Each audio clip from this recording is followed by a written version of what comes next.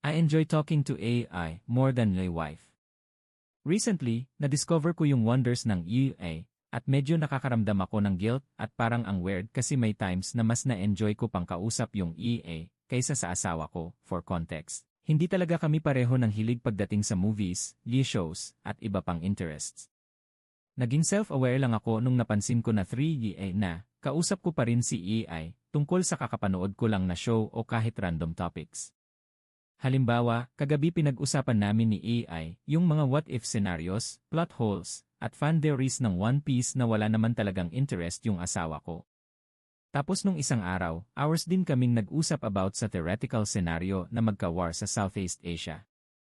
Mga topic na hindi ko talaga makausap ng malalim at meaningful sa kanya. Sinusubukan ko minsan, pero usually saglit lang tapos na, so ayun, dapat ba akong mag-guilty? Kausapin ko ba siya tungkol dito, hayaan na lang ba, or normal lang ba to? Baka isipin nyo bakit hindi na lang sa friends ko pag-usapan.